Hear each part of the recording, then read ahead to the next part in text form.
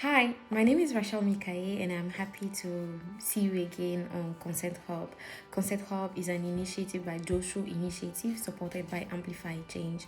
It is the place where we demystify everything surrounding consent, and when we educate, when we learn and interact on this subject matter of consent and where and how to establish the consent discourse in our life. Today, we are going to talk about consent at the workplace. It may seem off and it may seem a little bit uncommon, but consent at the workplace is very important. Starting with companies' policies, it is important for companies to lay down clear policies and make sure that they are understood by every employee. It is important for them to break it down as much as they can for every employee to understand, learn, and participate. With that comes volunteerism.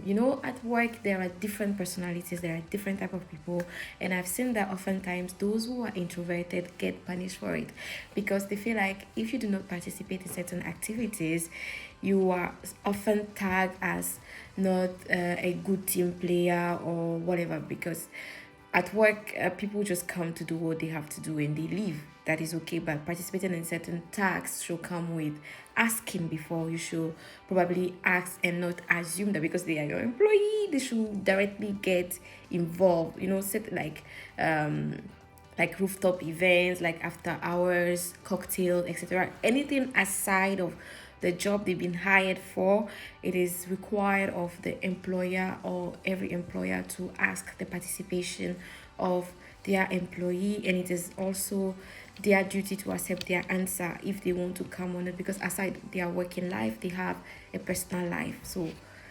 that gray area needs to properly be addressed also.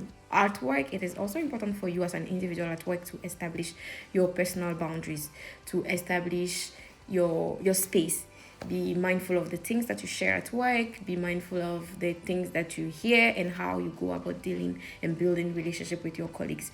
In as much as you want to be a good team player, in as much as you want to be involved and participate, you should clearly have a limit between your emotions and what is professional, what needs to be said, what needs to be done.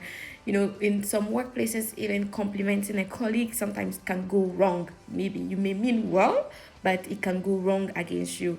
Touching your colleagues in certain ways or certain aspect, no matter the familiarity you people have, can be seen wrong. So at work you need to be careful and respect your boundaries and the boundaries of other person. That also being said, we need to talk about the digital boundaries, which is at what hours of the day you are supposed to test your colleagues and at hours of the day your employer is supposed to test you. I live in Europe, and the context is that if it is not important or if it is not previously agreed upon that your employer can test you at any time if it is stated in the contract, then fine. But if not, after 5 p.m., after the time you've closed from work, they do not have any right to test you after that unless very urgent. So that applies to you and your colleagues as well, and that applies to how you you interact with other people. And the power dynamics at work is not to be neglected. The hierarchy, understanding the hierarchy and understanding what task is suggestive and which one is mandated. Sometimes there are some requests that you have which may not be obligatory to you to obligatory for you to take, but maybe because of the person that is asking you are sometimes guilt tripped. I don't know the right word to use for that, but you are sometimes coerced into accepting certain things despite your will, or because you want to look good, because you want to do good, because you don't want to lose your job, or because you don't want to lose certain favors that you have with the person. But it is important for you to also communicate when you can't do it anymore, and when you can, there is nothing wrong with that. And the last part of this that I will talk about is the relationship between two colleagues at work. It is not anything, it is not something that happens. It happens a lot where you find two colleagues, they are maybe involved in a romantic affair at work, and there are some company policies that frown on it, where in the case where one person has to leave the job, if you still want the relationship to continue, or you have to keep it extremely secret till you are done or till nobody finds out.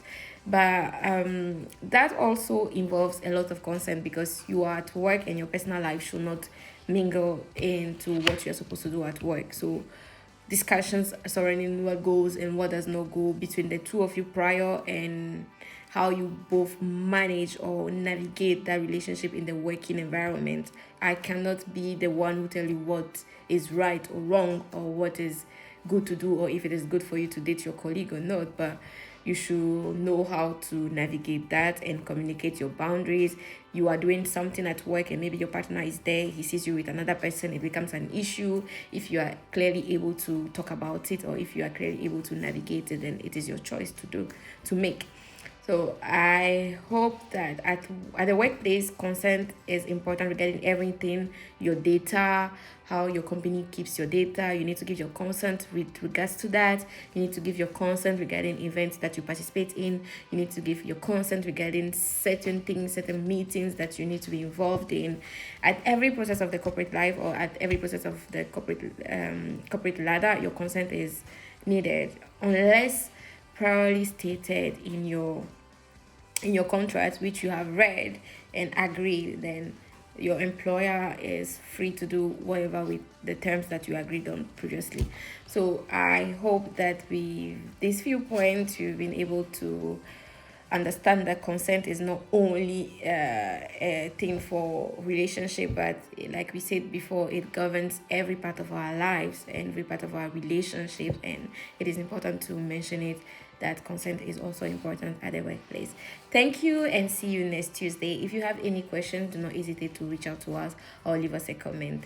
I'll see you again. Bye.